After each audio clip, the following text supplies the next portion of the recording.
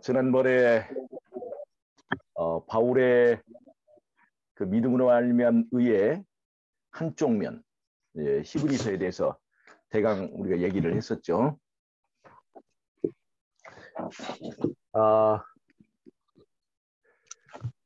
바울의 믿음으로 말미암는 의는 두 개의 기둥이 있습니다. 로마서 그리고 히브리서. 자, 저 화이트보드가 잘 보이시나요? 멀리 좀 있어. 잘 글씨가 잘 안 보이세요? 조금 더 당겨 보겠습니다. 예. 로마서와 히브리서가 있어요. 로마서는 내 안에서 왕의 자리에 다윗의 후손인 예수님이 계셔야 한다. 즉, 내 안에 있는 나가 이 자아가 죽고 여기에 이 왕의 자리에 있는 자아가 죽고 여기에 예수님이 계셔야 된다. 그래야 우리가 율법도 지킬 수 있고 율법의 요구를 채울 수 있고 하다고 하는 것을 로마서는 말해주고 있습니다. 즉 육체 성소 안에서의 개혁과 변화가 필요하다. 이 내 안에서 자아가 죽지 않고 율법을 지켜서 구원을 받으려고 아무리 노력해도 절대로 율법의 요구를 채울 수가 없고, 그래서 내 안에 자아가 중심일 때는 두 가지 경향이 있는데, 하나는 정욕주의로 가거나 하나는 율법주의로 가거나 둘 중 하나라고 하는 겁니다. 그런데 중심의 문제가 먼저 이어서 십자가에서 이 자아가 못 박히고 죽게 되면 내 안에서 새로운 거듭남이 있고, 그 다음에 주인이 바뀌어지게 되면 율법의 요구를 채울 수 있고, 그 다음에 예수님이 우리에게 주시는 예수님의 본성을 통해서 율법을 지킬 수도 있고 율법에 요구하는 것보다 더 큰 것을 할 수 있게 된다는 것이 로마서의 얘기예요. 히브리서는 하늘 성소를 말합니다. 하늘 성소예요. 여기 로마서에는 예수님이 우리의 왕이 되어야 된다 얘기하고 있고, 히브리서는 하늘 성소에서 예수님께서 우리의 대제사장이시다 그렇게 얘기하고 있습니다. 여기는 육체 성소를 말하고 있고 여기는 하늘 성소를 말하고 있습니다.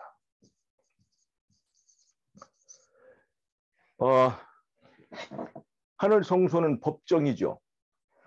법정입니다. 법적으로 하늘 성소에서 내가 예수님을 영접한 것이 인정이 되면 우리를 법적으로 의롭다고 선언하게 됩니다. 그것을 칭의라고 해요. 칭의. 자, 그런데 우리의 육체 안에서 예수님이 왕일 때 예수님의 거룩함이 나에게 옮겨지게 됩니다. 거룩한 성향이.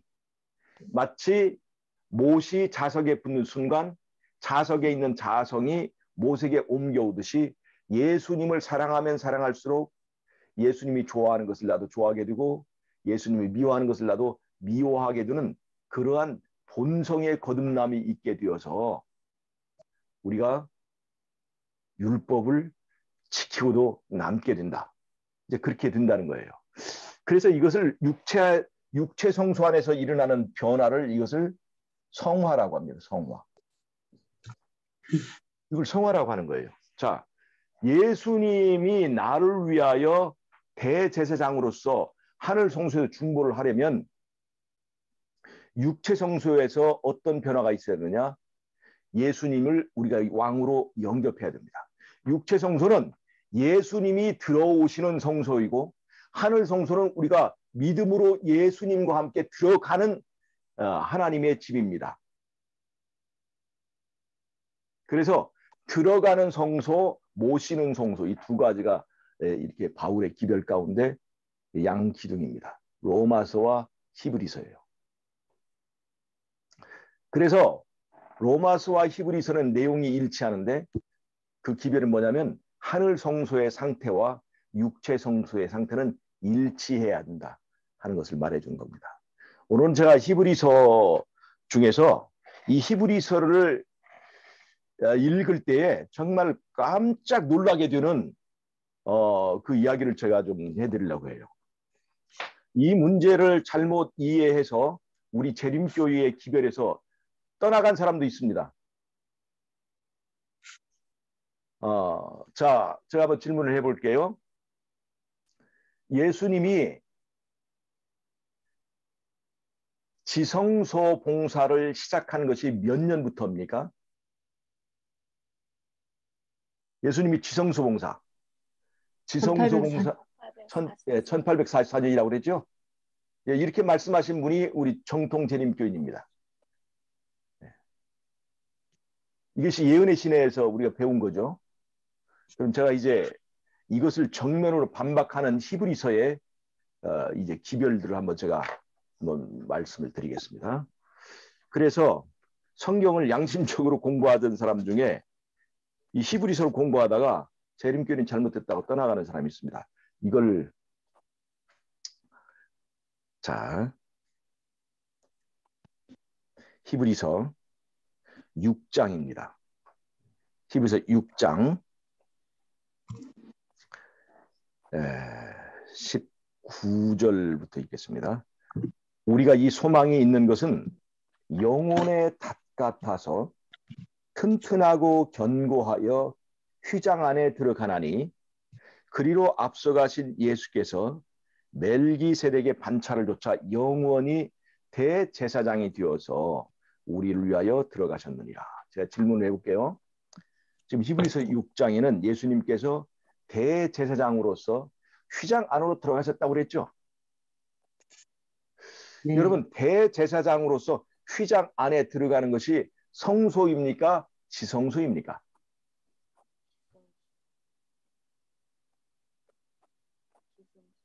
성소인가요? 지성소인가요? 매일이요? 아니면 1년에 한 번? 아니, 여기서 얘기 있잖아요. 대제사장으로서 휘장 안에 들어가는 거. 그것이 언제 때입니까? 대제사장이 지금 들어가는 일이죠.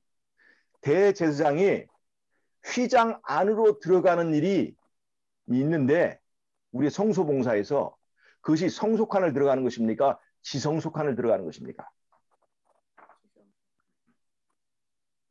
언제 일입니까 이게? 자, 아까 제가 질문했죠? 예수님의 지성소봉사가 언제부터 시작하냐고? 1844년이라고 그러셨죠?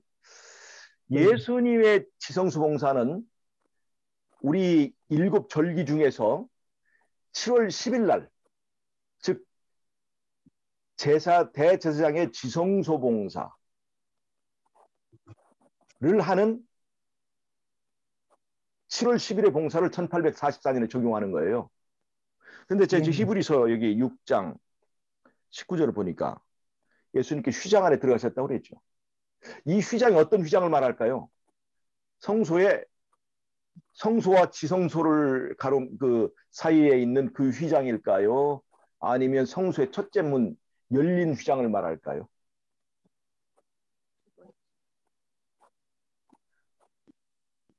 우리는 보통 이 히브리서를 재림교인은 모세 성소를 이어서 예수님이 신약 시대에 이제 성소 봉사를 성소 전반적인 것이 시작됐다고 이렇게 얘기를 하잖아요. 그러니까 그 신약 시대 중에서 예수님이 지성소에 들어가는 것은 1844년.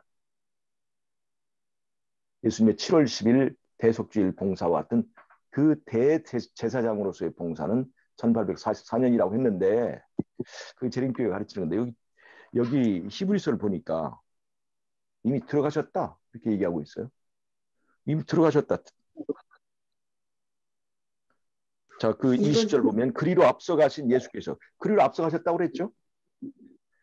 멜기세덱의 반차를 좇아 영원히 대제사장이 되어 우리를 위하여 들어가셨느니라. 이미 들어가셨단 말이에요. 그래서 일반 개신교나 성경을 연구하는 사람들은 전부 다 이것이 1844년이라고 인정하지 않습니다. 예수님은 이미 지성소에 들어가셨는데 무슨 소리냐? 1844년이 뭐냐? 이 히브리서가 쓰여질 때가 64년 아니면 60년이라고 하는데 이미 들어가셨다고 하는데 그 신약 시대를 이렇게 말하는 거란 말이에요. 전체를. 그리고 어떤 사람은 이 휘장은 성소의 성소문을 말한다. 그렇게 말하는 사람이 있는데 여기 또 이제 이 10장에 보면요. 히브리서 10장에 보면 거기에 또 대답이 있어요. 자, 히브리서 10장에 보면요.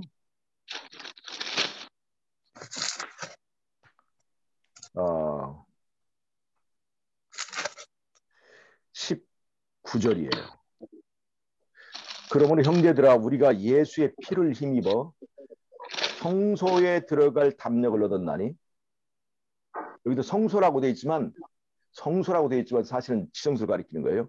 그 길은 우리를 위하여 휘장 가운데로 열어놓으신 새롭고 산 길이요 휘장은 곧 저의 육체니라. 이렇게 얘기했죠. 이 성소와 지성소를 가로막는 휘장이 있습니다. 자, 여기 보면 성소와 지성소를 가로막는 여기 베일이 있죠. 이 베일이 바로 예수님의 육체를 상징하는 것입니다. 이 베일이. 그런데 이 베일이 예수님의 육체를 말하는 거예요. 자, 그런데 이 베일이 언제 찢어졌습니까? 이것이 언제 찢어졌나요? 예수님 돌아가실 때 찢어졌죠?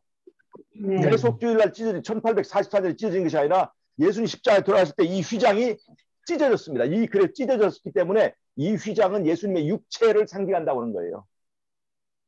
자, 이해 가십니까? 그렇죠. 예. 이 베일은 예수님의 육체를 말하는데 이 베일에 구멍이 몇 개가 있냐면 4개가 있어요. 하나, 둘, 셋, 4개가 있어요. 그 고리가. 그래서 상처가 4군데 있는 예수님의 손과 발의 그 상처를 말한다고 하는 겁니다. 성서를 공부할 때 우리가 다 배우는 내용이죠.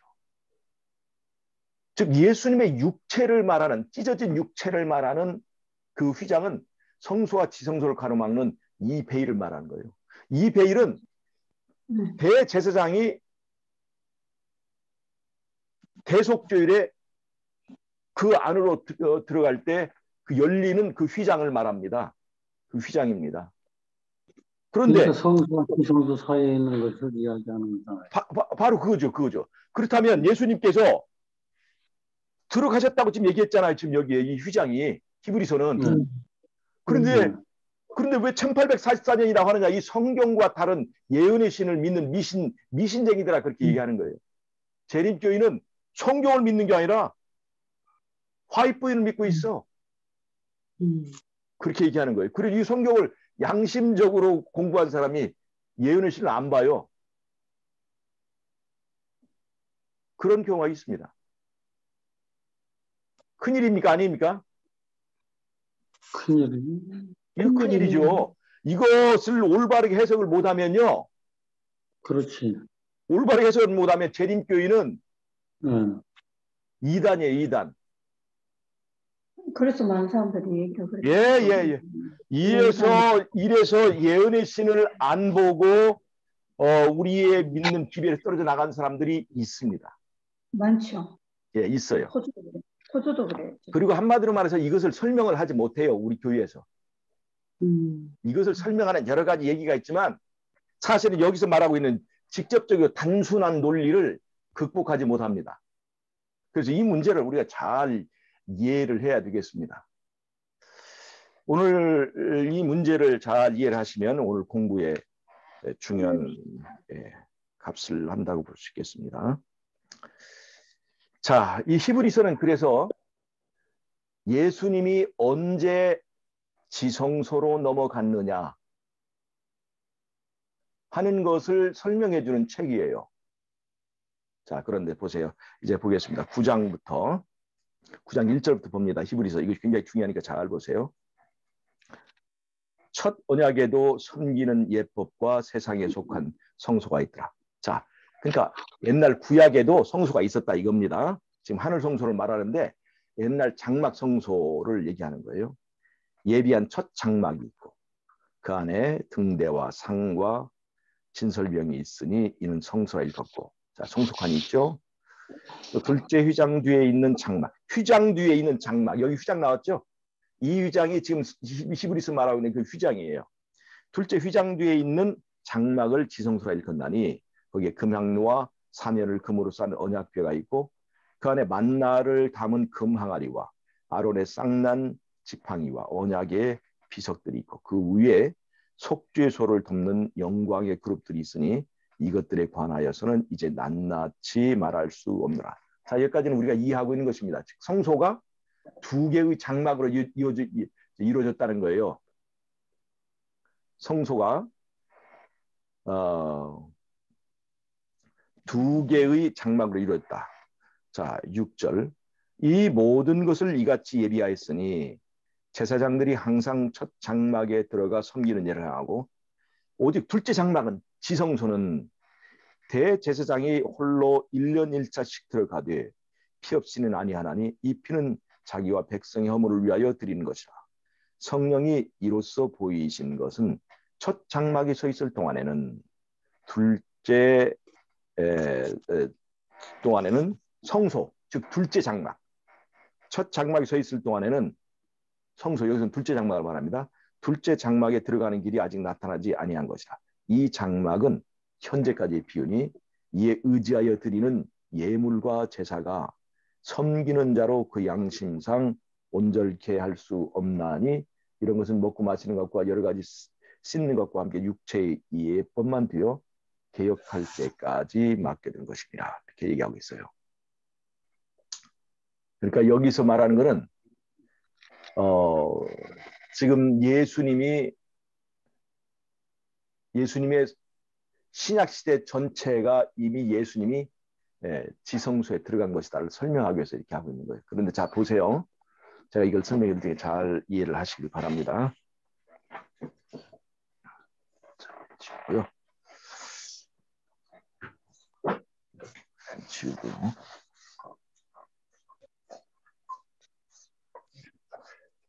자, 이 9장에서 지금 우리에게 지금 알려주는 것은 두 개의 성소는 두 개의 장막으로 구성되어 있다. 여기는 성소고 여기는 지성소인데 이 지성소로 들어가는 길이 성소 봉사가 이루어지고 있는 때는 지성소로 들어가는 길이 열리지 않는다.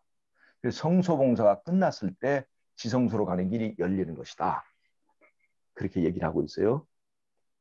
자, 그런데 그것이 언제냐? 1844년이 아니라 예수님이 예수님이 십자가로 이루어졌다. 그렇게 말하고 있습니다. 자, 보세요. 그런데 제가 지금 이제 이것을 말씀드릴게요. 히브리서에서 말하는 것은 예수님이 이미 십자가 이후에 지성소에 들어갔다는 것을 얘기하고 있는데 그것은 왜 그러냐?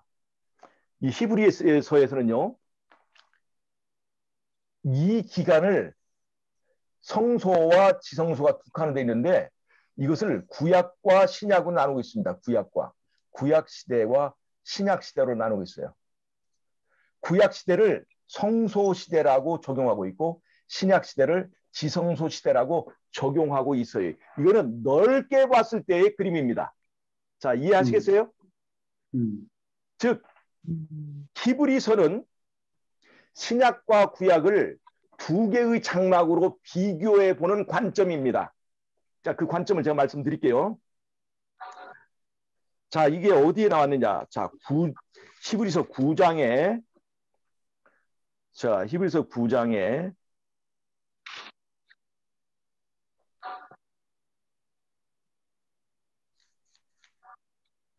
26절 한번 보세요. 26절입니다. 거기 제가 읽겠습니다. 그리하면 그가 세상을 창조할 때부터 자주 고난을 받았어야 할 것이로되 이제 자기를 단번에 제사로 드려 죄를 없게 하시려고 언제 나타나셨느냐? 세상 끝에 나타나셨느니라. 히브리서 9장에 지금 세상 끝이라고 얘기하고 있죠. 네. 자, 근데 여기서 말하는 세상 끝은 언제입니까? 1844년 마지막 때 말세를 말하고 있는 1844년을 말하는 것입니까? 아니면 예수님의 초림을 말하는 것입니까? 예수님 초림. 예수님 초림을 말하는 거예요. 즉 예수님 초림을 말세로 적용하고 있어요. 이런 관점은 어떻게 생겼을까요? 인류 역사가 6천년이죠. 인류 역사 6천년이죠. 네. 6천년이면 자 4천년이 이미 지났습니다. 그리고 2천년 남았습니다. 그러면 이것을 넓게 봤을 때 6천년을 놓고 봤을 때 2000년 이 시기는 세상 끝이라고 해도 되겠습니까? 네. 그렇게 볼 수 있겠죠? 네. 이게 거시적 관점입니다. 즉 멀리 봤을 때 인류 역사 전체 6천년을 놓고 봤을 때 4천년이 지나고 2000년이 남은 이 신약시대 전체가 여기서는 세상 끝으로 보는 거예요. 이해하시겠습니까? 네.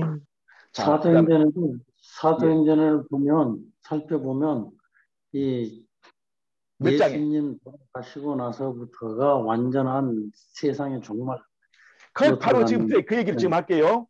사도행전 2장입니다. 바로 그 얘기를 지금 제가 할게요. 사도행전 2장을 한번 보세요. 사도행전 2장에 17절 한번 보겠습니다. 17절. 하나님이 가라사대 17절입니다. 2장 17절입니다. 말세에 내가 내 영으로 모든 육체에게 부어주리니 너희의 자녀들은 예언할 것이요 너희의 젊은이들은 환상을 보고 너희의 늙이들은 꿈을 꾸리라. 그때 내가 내 영으로 내 남종과 여종들에게 부어주리니 너희가 예언할 것이요 또 내가 위로 하늘에서는 기사와 아래로 땅에서는 징조를 베풀리니 곧 피와 풀과 연기로다. 이거요. 주의 크고 영화로운 날이 이르기 전에 해가 변하여 어두워지고 달이 변하여 피가 되리라.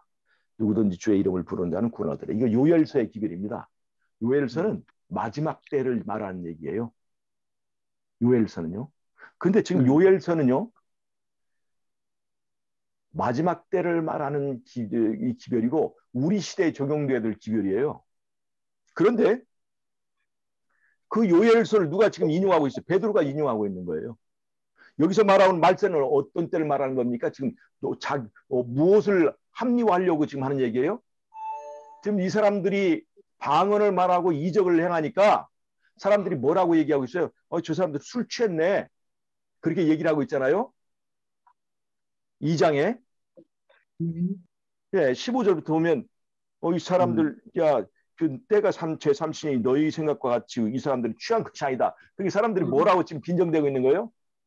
이거 저 녀석들 술 취해가지고 헛소리하고 있네. 그렇게 얘기를 하고 있잖아요. 그러니까 베드로가 지금 요엘서를 인용하고 있는 겁니다. 말세에 이런 일이 있을 거라고 예언이 돼서 그 예언이 성취된 건데 왜 술 취했다고 치부하느냐. 바로 그런 얘기입니다.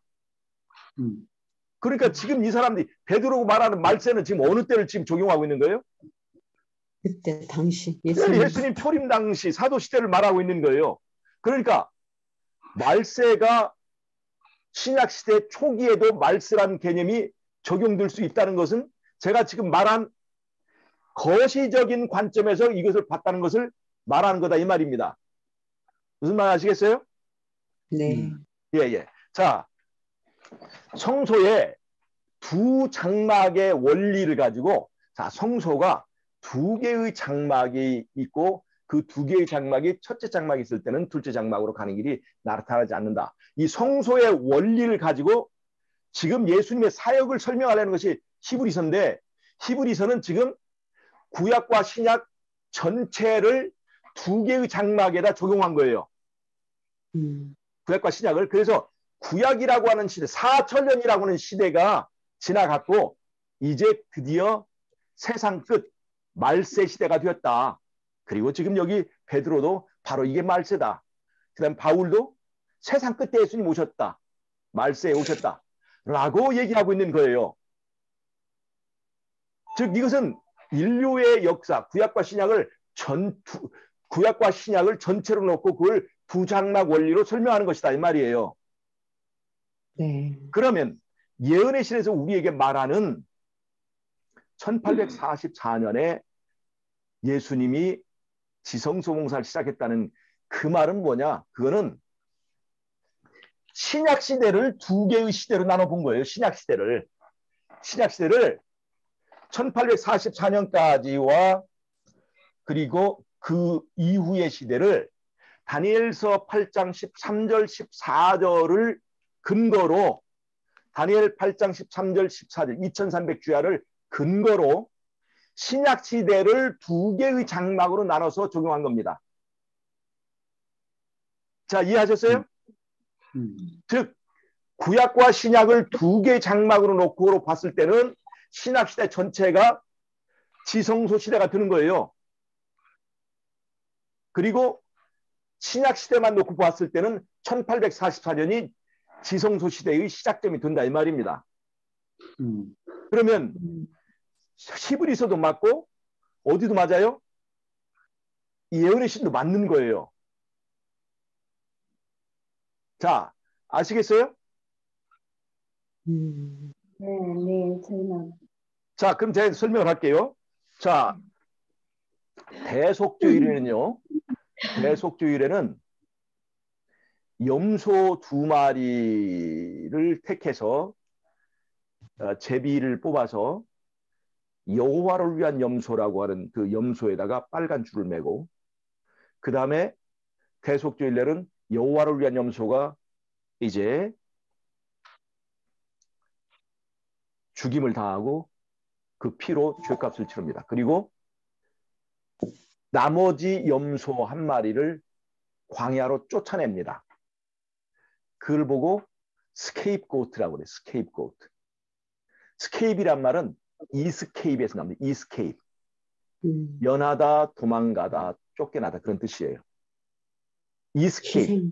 예, 스케이프고트예요. 근데 보통 우리가 영어 하는 사람들 스케이프고트 하면 그게 희생양이라고 생각을 하죠. 얘기를 하죠. 네. 그걸 예수님이라고 보는 거예요. 그것이 이제 일반 개신교의 해석입니다. 그런데 그때의 스케이프고트는 사실은 예수님이 아니라 사단이에요. 저게 무슨 말이냐?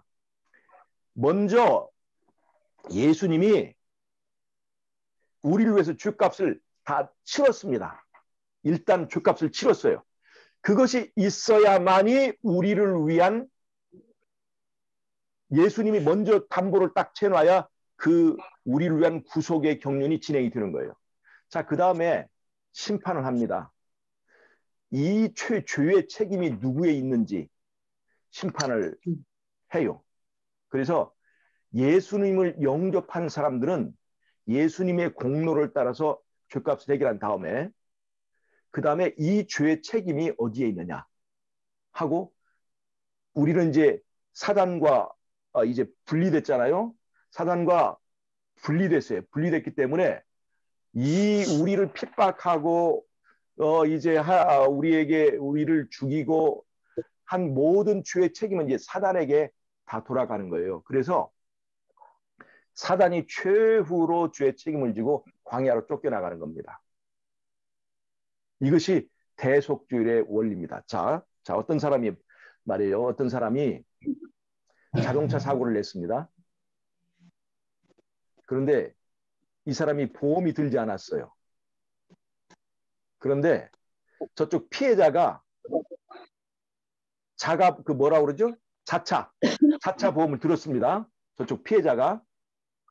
그러면 이 가해자가 보험을 안 들어가지고 값을 못 치러도 먼저 피해자 측 자차 보험사에서 그 차를 다 고쳐줍니다. 그 다음에 그 나머지는 어떻게 하냐면 그 자차를 고쳐준 다음에 그 자차 보험사에서 이 가해자에게 나중에 책임을 따로 묻습니다. 그리고 구상권이라고 하죠. 법적 용어로 구상권. 이제 내가 먼저 이 사람을 대신해서 먼저 해주고 먼저 차를 다 고쳐주고 그 다음에 그 비용을 원래 피해자에게 법적으로 책임을 물어서 받아내는 걸 그걸 구상권이라고 그래요. 이게 지금 구상권 제도와 똑같은 것이 하늘 성소도 이루어지는 거예요. 예수님이 먼저 우리의 모든 것을 다 책임진 다음에 그 다음에 심판을 통해서 이 죄의 책임이 최종적으로 누구에게 있느냐.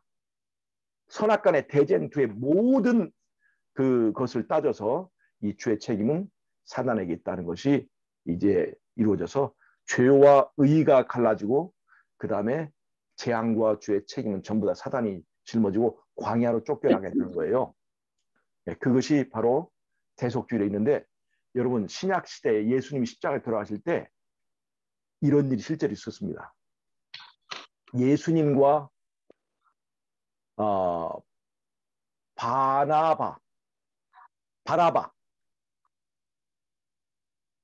그랬지. 바라바. 저 살인 죄명을 쓰고 온 그 강도 있잖아요. 바라바. 이 빌라도 앞에 이 두 명의 그 죄수가 나왔어요.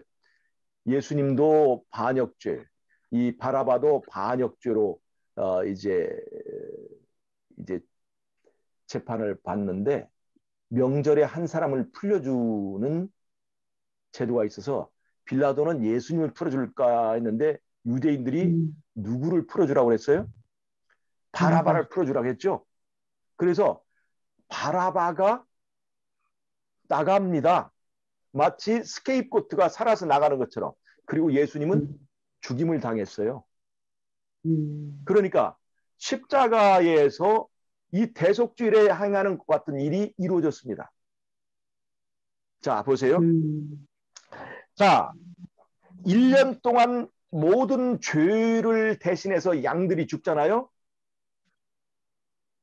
그 양들이 죽을 때 그 양을 대표하는 것이 대속죄일 날에 죽는 염소가 그 모든 것을 대표해서 죽는 거예요. 그러니까 대속죄일 날 죽는 염소가 실체고 나머지는 다 그림자인 거예요. 그러니까 십자가 시점에도 실체와 그림자가 맞아떨어지는 그런 예식이 있었죠. 그러니까 대속죄일 날에 드리는 염소의 희생은 그 1년 동안 죽은 모든 염소를 대표하는 것이에요. 그래서 1년 동안 모든 것 죽은 것은 그림자고 표상이고 이건 실체인 거예요. 그 관계를 보면. 그래서 대속죄일 날에 이루어진 그 실체와 그림자가 만나는 것, 그 현상이 예수님 십자가 당시 신약시대 초기에도 그런 현상이 있었다고 하는 겁니다. 그러니까 히브리서 얘기에 말한 대로 예수님이 이미 십자가 시점에 지성소로 가셨다는 것이 말이 맞아요, 안 맞아요? 그렇게 하면 맞죠. 맞죠. 맞는 거예요. 그러니까 히브리서는 맞아요. 히브리서 틀린 게 아니에요.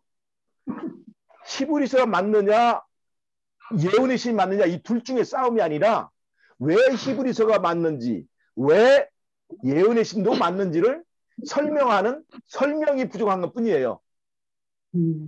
아셨어요?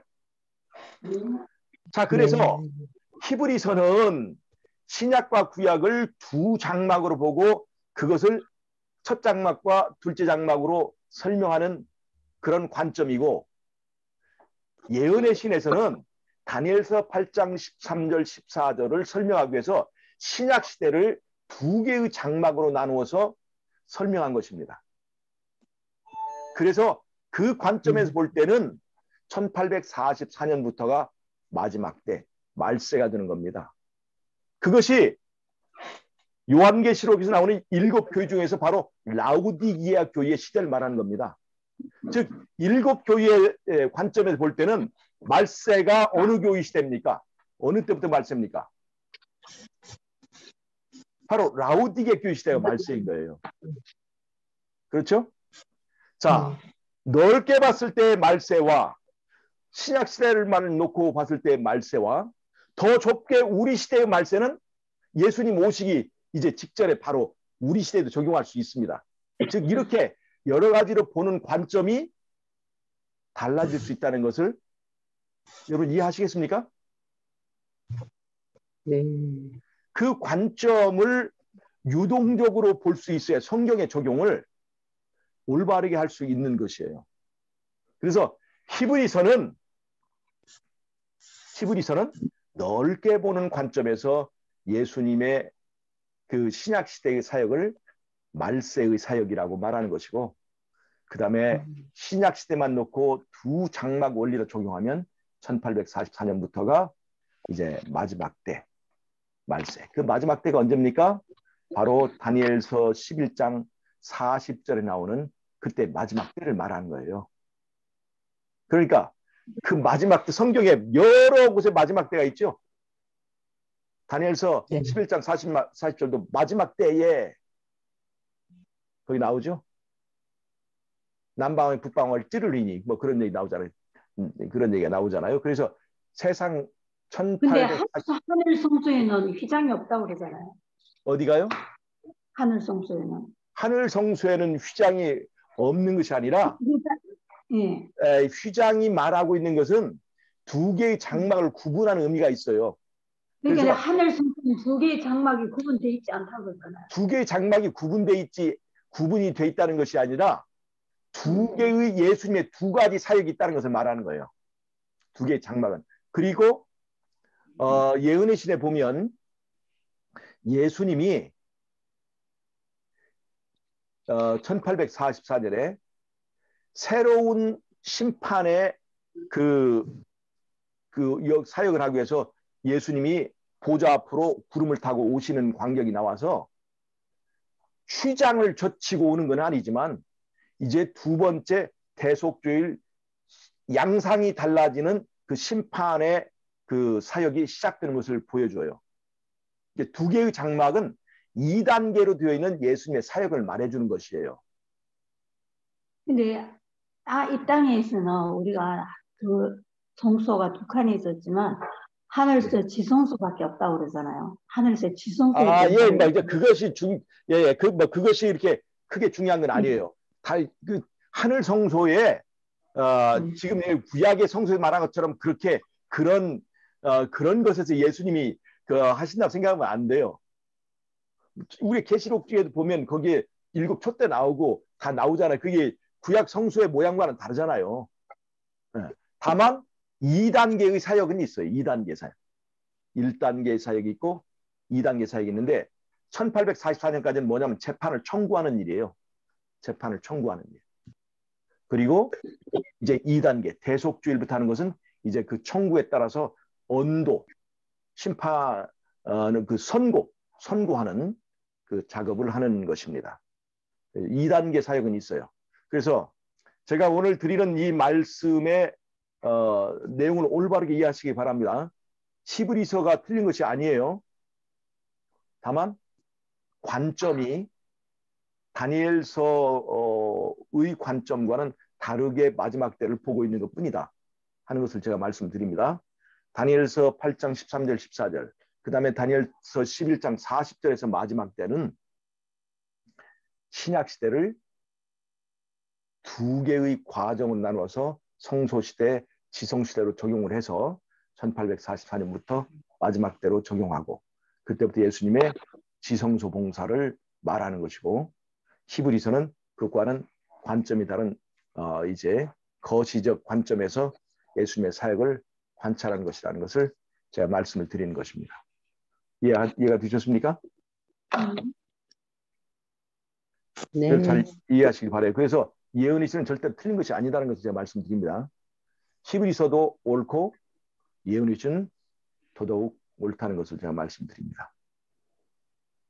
여기까지 하고 혹시 질문이 있거나 이해가 안 되는 부분이 있으면 말씀해 보세요.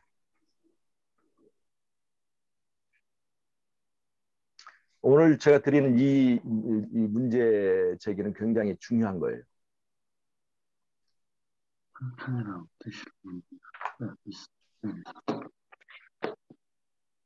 이 부분을 정말 이해하지 못하면 재림교회를 다니는 것이 의미가 없습니다. 왜냐하면 이거 2단인데 왜 재림교회를 다녀야 되겠어요? 예. 다른 궁금한 것이나 이해가 되지 않는 것 있으면 말씀을 하시고요. 우리 신랑님 어떠세요?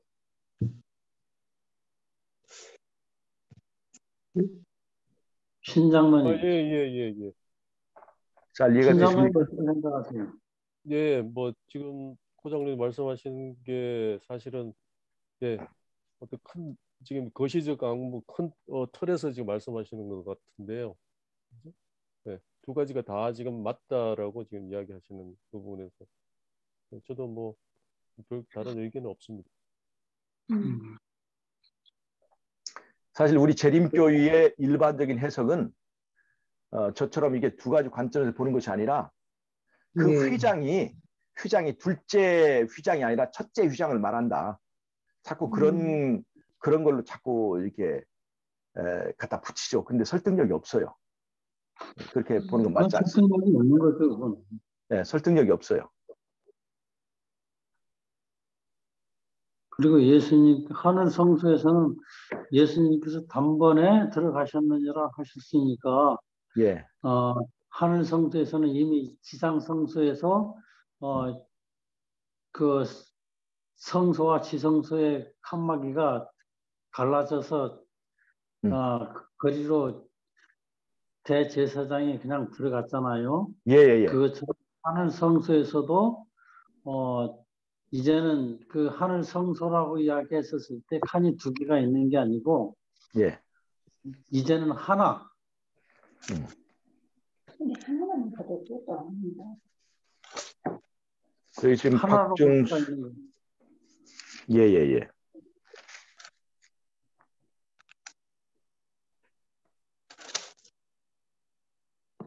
저는 그냥 큰 넓이를 보면은 우리 인류 역사가 이거 7일 만에 다 끝나는 거 아닐까요, 장모님? 저는 맨날 네. 6천년 역사를 6일이라 천년이 하루 같으신 하나님께서 예, 6일이라 저는 막 예. 그냥 짧게 그렇게 생각을 해가지고 뭐, 예. 인간이기 때문에 우리가 뭐 예. 역사를 많이 얘기하고 하지만 실상 하나님 보시고는 한 6일에 일어난 일이 아닌가 싶어요. 창조 후부터 지금까지가. 우리 세상부터 지금까지. 그래서 우리 고장님 이야기하신 그 말세가 예수님이 이 세상에 오셔서 십자가에 달려 돌아가시고 나서부터가 실제적으로는 말세예요. 예, 멀리 봤을 때 넓게 봤을 때. 왜냐하면 넓게 봤을 때나 좁게 봤었을 때나 왜냐하면 너희가 이 동네를 다 거치기 전에 인자가 다시 오겠다. 인자를 볼 자도 있을 것이다. 그렇게 이야기를 하셨단 말이에요. 그러니까 그게 실제적으로는 말세가 그때 예수님이 하늘로 올라가시고 나서부터가 말세가 되는 거죠. 그러니까 그것이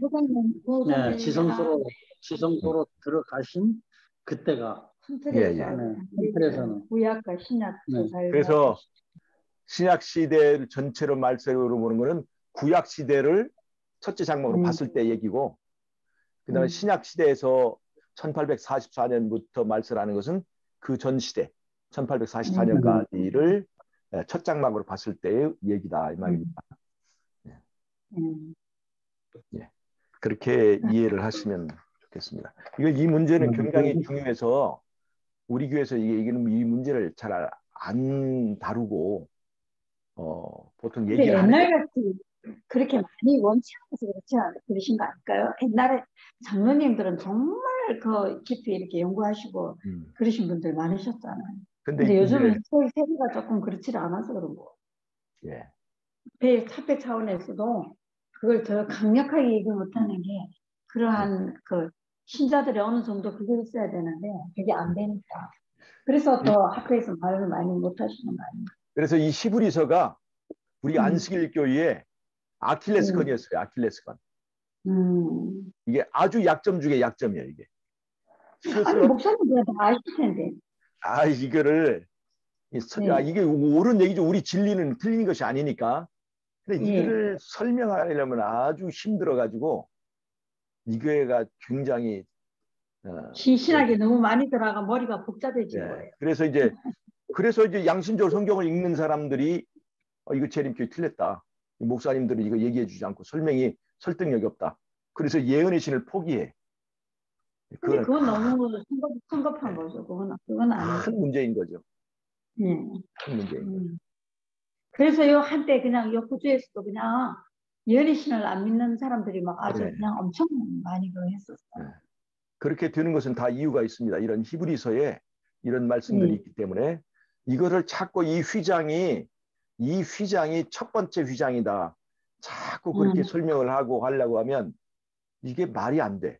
읽으면 읽을수록 이 설득력이 없어요. 그래서 그러니까 아예 다른 교단에서 이런 걸 일반 신자들한테 거의 그거 강의하지도 않으시거든요. 이 성경을 개신교에서 성경을 좀 아는 사람들은 재림교를 공격할 때 바로 이걸 딱 되는 거예요. 성경을 재림교 개신교인들이 성경을 잘 공부를 안 해서 그렇지. 예, 맞아요. 개신교인들이 성경을 공부한 사람들 딱 요걸 딱 되는 거예요. 그럼 이 꼼짝도 안 하고 우리는 급소를 찔린 거예요. 대답을 못 하죠. 예언의 신 화이트부인이 얼마나 그 거짓 선지자인가를 설명할 때 쓰는 것이 바로 요 오늘 제가 다뤘던 주제예요. 예. 자, 다른 특별한 질문이 없으시면 제가 기도하고 마치겠습니다. 네. 예. 하나님 우리 아버지, 오늘 또 우리가 말씀을 연구할 수 있도록 도와주셔서 감사합니다. 성령이 함께 하셔서 우리의 진리를 잘 분간하고 또 하나님의 백성으로서의 긍지와 또 신분을 잊지 않고 또 잃지 않고 마지막 때 잘 준비되는 백성 될 수 있도록 도와주시기를 예수님의 이름으로 기도합니다. 아멘. 아멘.